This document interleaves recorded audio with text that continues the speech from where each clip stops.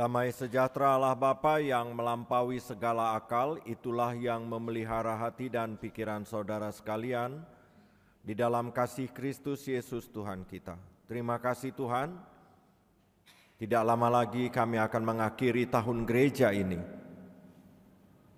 Sebelum kami melanjutkannya atau mengakhiri tahun gereja ini, kasihanilah kami. Urapi kami dengan firman-Mu, sehingga dengan firman-Mu kami boleh menata diri untuk menyelenggarakan rencana-Mu. Demikian pula hamba-Mu, kiranya hamba-Mu boleh menyampaikan firman-Mu hanya dalam terang kebenaran dan kekudusan-Mu saja. Di dalam kasih-Mu ya Yesus Sang Juru Selamat kami memohon. Kasihanilah kami dan kabulkanlah permohonan kami ini. Amin. Horas, minggu depan kita akan masuk dalam liturgi akhir tahun gerejani yang menandai bahwa kita telah mengakhiri lagi 1 tahun pelayanan sebagai gereja Tuhan, 1 tahun kesaksian kita sebagai umat pilihan Tuhan di tengah-tengah dunia ini. Oleh karena itu di penghujung Minggu Trinitatis ini kita mau merenungkan kembali bagaimanakah kehidupan kita sepanjang hari-hari yang lalu sebelum memasuki akhir tahun gerejani. Oleh karena itu saya mengundang saudara-saudara untuk membuka Injil Matius pasal 24 ayat 9 sampai 14. Injil Matius pasal 24 ayat 9 sampai 14. Saya akan membacakannya dalam terjemahan edisi kedua. Berkenanlah saudara-saudara menyimaknya. Demikianlah yang tertulis dalam Injil Matius pasal 24 ayat 9 sampai 14.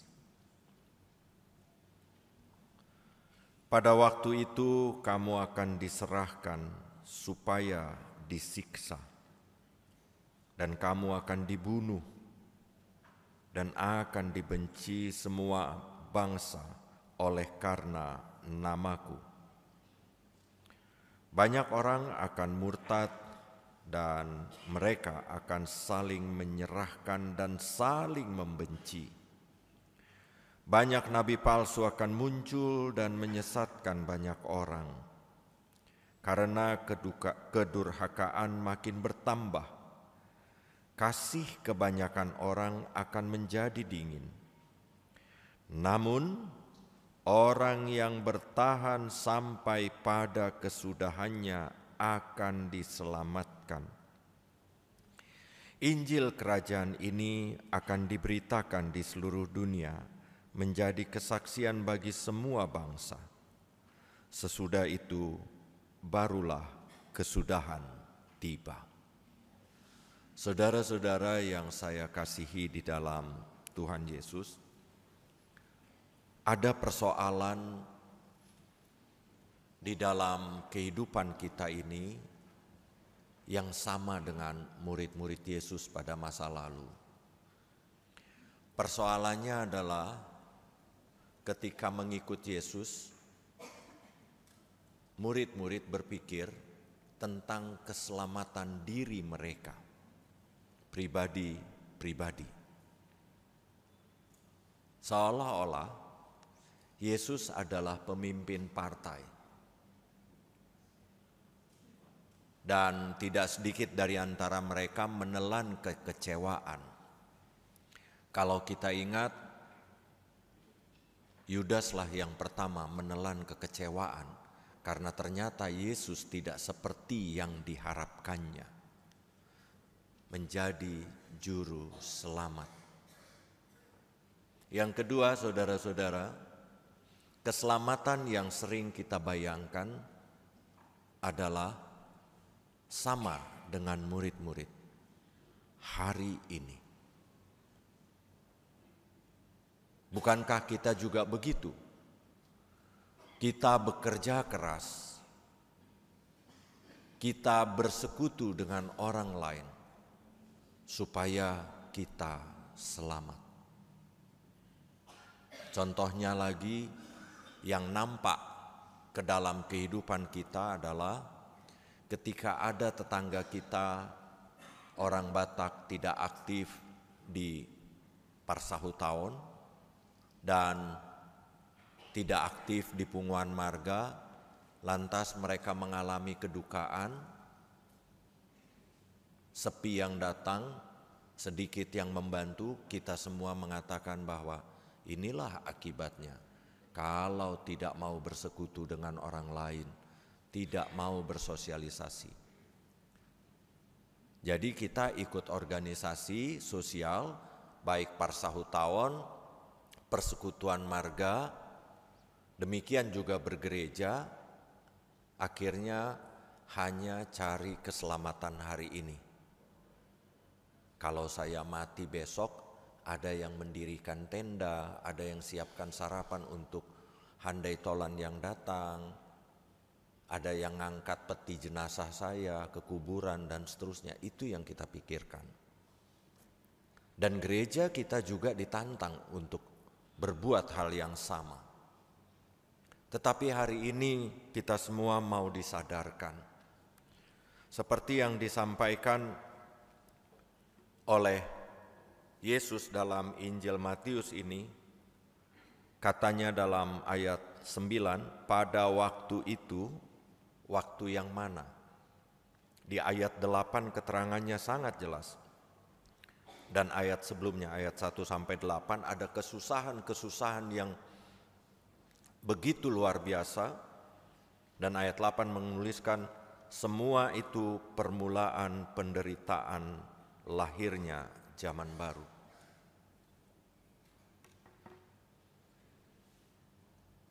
Saudara-saudara yang saya kasih dalam Tuhan Yesus, ketika orang menyelamatkan dirinya sendiri, ini adalah hal yang kedua, yang terjadi adalah kekacauan.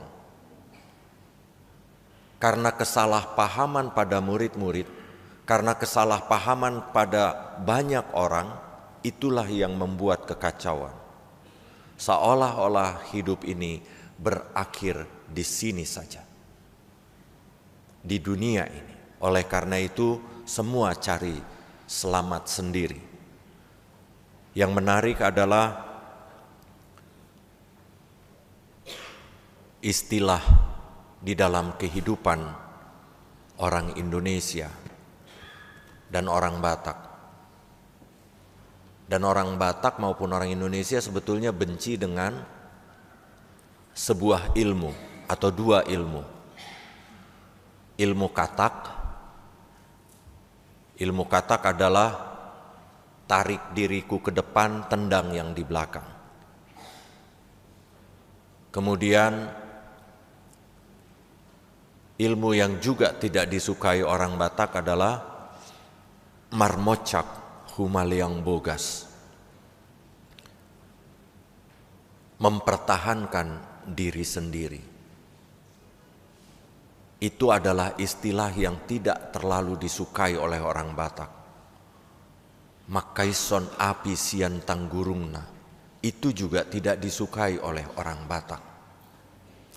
Oleh karena itu saudara-saudara, adalah benar bahwa kalau kita melewati proses yang susah hari ini, sebetulnya gak perlu memikirkan selamat diri sendiri. Capek kita mikirkan itu, karena itu hanya menambahkan kesusahan kepada dunia ini pun kepada kita sendiri. Kenapa? Karena akhir dari dunia ini, akhir dari berbagai kesusahan adalah ketika Injil Kerajaan diberitakan. Begitu ya di ayat 24-nya. Ayat 24 mengatakan, Injil Kerajaan ini akan diberitakan di seluruh dunia menjadi kesaksian bagi semua bangsa. Sesudah itu barulah kesudahan tiba. Jadi akhir dari penderitaan bukanlah hari ini, Tetapi akhir dari penderitaan adalah ketika Injil diberitakan, ketika kabar baik, ketika keselamatan disampaikan kepada semua orang, kepada semua bangsa, bahkan kepada seluruh ciptaan. Jadi saudara-saudara, kalau hari ini masih menanggung kesusahan, pertanyaannya adalah, jangan-jangan kita belum mengabarkan Injil. Atau pertanyaannya, apakah saya sudah mengabarkan Injil Tuhan? Jangan-jangan kita belum mengabarkan Injil, apalagi menjadi Injil. Yang dimaksud di sana adalah mengabarkan keselamatan yang diselenggarakan Tuhan dan menjadi keselamatan sebagaimana rencana Tuhan pada diri kita masing-masing. Karena kita semua dipanggil menjadi keselamatan, bukan untuk menyelamatkan diri sendiri. Makanya di ayat 10-nya dikatakan bahwa namun orang yang bertahan sampai pada kesudahannya akan diselamatkan. Orang yang bertahan sampai kesudahannya akan diselamatkan. Sampai kesudahannya, kesudahan kita yang mana? Saat kematian. Dan inilah pesan ketiga yang mau kita dengarkan di minggu terakhir, Minggu Trinitatis ini. Orang yang setia diselamatkan. Ukuran kesetiaan itu di mana? Seharusnya ini kaum perempuan yang paham tentang ukuran kesetiaan. Kalau laki-laki kan kalau dalam bahasa Batak dibilang jambe jalang, begitu. Kesetiaan diukur bukan pada saat hidup, tetapi ketika engkau sudah mati. Ketika kita mati. Lalu orang akan berdiri di samping keranda atau peti jenazah tempat kita tergeletak itu, mengatakan apa? Kemarin ya Sabtu sore, kami belajar CD bersama anak-anak kita. Lantas, kami belajar tentang gereja dan tugas gereja apa? Yang harus setia sampai mati. Mengabarkan Injil itu. Lantas kami bikin semacam role play, saya jadi orang mati, saya minta seorang anak muda untuk mandok hata di dekat jenazah saya itu. Saudara-saudara tahu nggak apa yang diucapkannya? Selamat jalan Amang Pendeta. Itu kan klise. Klise semua. Kalau saudara-saudara pernah menghadiri acara kedukaan, ucapan kedukaan yang asli, siapa yang paling asli di sana? Yang paling asli adalah orang-orang yang pernah punya hubungan emosi dengan orang yang mati itu. Bapakku ini dulu rajin kali nelpon aku. Mamaku ini dulu suka kali masak sayur lodeh. 7 hari dalam seminggu cuma itu saja yang dimasak karena mamaku nggak tahu masak. Misalnya. Saudara-saudara, itulah upah buat kita semua. Makanya Yesus mengatakan bahwa yang setia sampai akhirnya itulah yang diselamatkan. Lantas kita bagaimana? Oleh karena itu menjadi penting kita harus mulai memikirkan apa yang akan diucapkan orang tentang kita setelah kita mati. Kalau dia mengucapkannya, Eda selamat jalan, maulia tema di pandua tolping. Berarti kita enggak ninggalkan apa-apa. Berarti hidup kita belum menjadi Injil. Jangan-jangan mengabarkan Injil tidak mau. apalagi menjadi injil. Karena panggilan kita adalah menjadi keselamatan. Oleh karena itu saudara-saudara, saya mau mengulang saja apa yang pernah saya sampaikan lewat mimbar ini. Kalau ada hari ini sakitmu parah, gak sembuh-sembuh, jangan ngeluh. Jangan ngeluh, bilang saja sama Tuhan terima kasih. Jangan putus asa. Bilang sama Tuhan, kuatkan aku menanggung ini. Sehingga dengan penyakitku ini aku boleh menjadi injil bagi semua orang. Supaya semua orang tidak takut akan sakit penyakit. Karena kita semua tahu bukan? Seperti kata pengkhotbah dalam pengkhotbah pasal 9. Ada yang bisa menahan kematian dari kehidupan kita. Sepintar apapun gak ada gunanya di hadapan kematian, setuju? Betul tak? Betul ya? Semahal apapun obatnya, sejauh apapun rumah sakitmu, sampai ke Peking sana kau berobat, yang namanya kematian tetaplah kematian. Oleh karena itu bagaimana kita akan mengakhiri ini, hidup ini.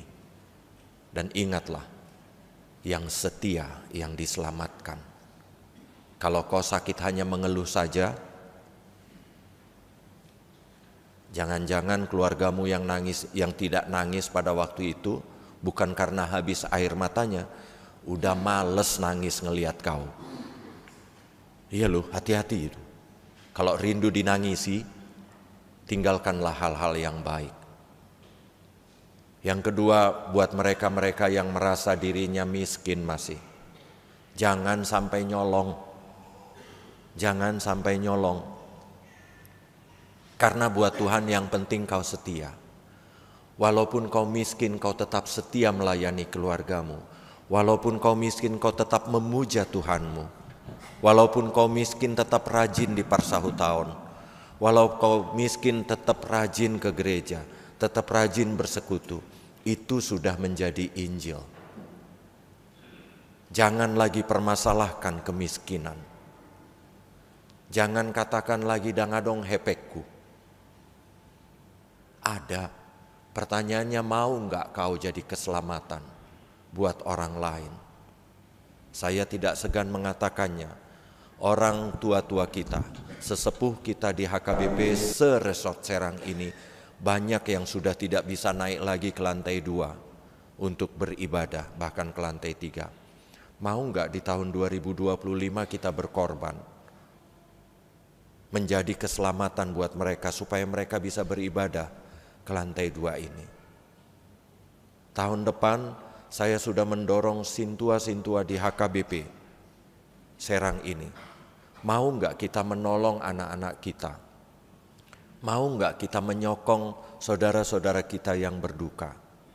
Ayo kita sama-sama berkorban jadi keselamatan buat anak-anak kita supaya mereka bisa sekolah minggu dengan tenang di Polda tahun depan.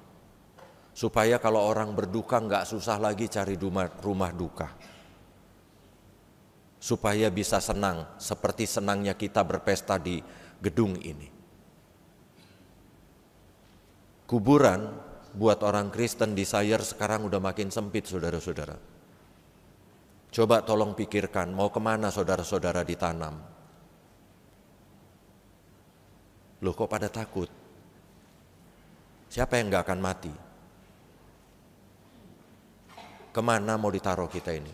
Kalau saya tidak akan seterusnya tinggal di Serang.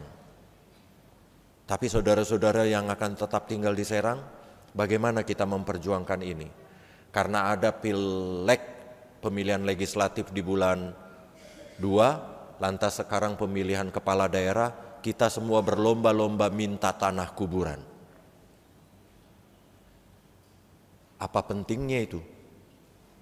Kalau kita sendiri yang mengadakan, kenapa?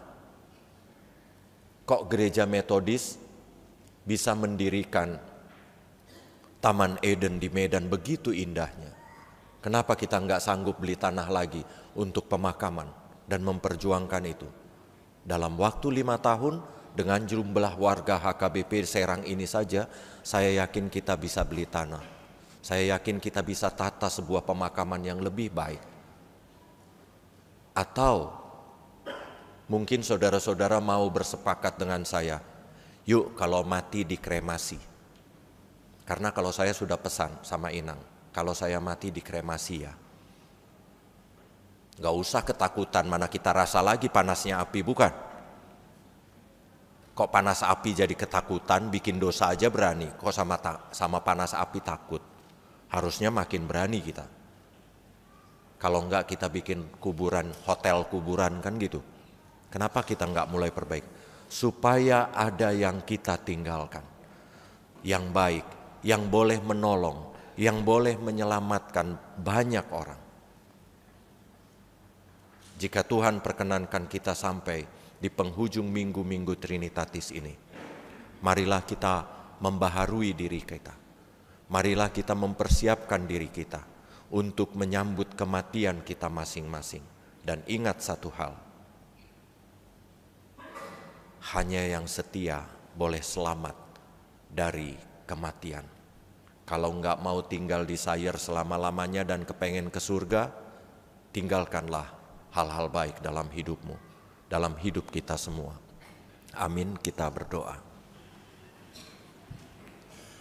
Terpujilah Engkau Tuhan yang berkenan menasehati kami di pagi hari ini, yang mengajari kami untuk memakai kehidupan ini menjadi Injil, menjadi keselamatan, seperti yang telah Engkau lakukan dalam rupa manusia yang bernama Yesus itu.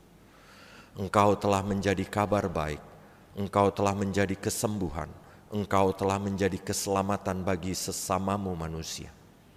Terima kasih untuk teladan baik itu. Ternyata ya Yesus, walaupun Engkau miskin, Engkau bisa jadi keselamatan. Engkau tidak berputus asa. Demikianlah kiranya kami hari ini Tuhan. Ketika banyak persoalan penderitaan merongrong kehidupan kami, tolong kami, kuatkan kami, tetaplah beserta dengan kami, agar kami boleh menghadapi persoalan-persoalan, penderitaan-penderitaan dan pergumulan di dalam kehidupan kami dalam kepatuhan kepada firman-Mu. Sehingga pada akhirnya kami boleh memegang gelar sebagai anak-anak yang setia kepadamu. Sehingga kelak kami layak untuk menerima upah daripadamu atas kesetiaan kami, yakni keselamatan yang kekal. Kabulkanlah permohonan kami ini ya Tuhan, hanya di dalam nama Yesus Sang Juru Selamat. Kasihanilah kami. Amin.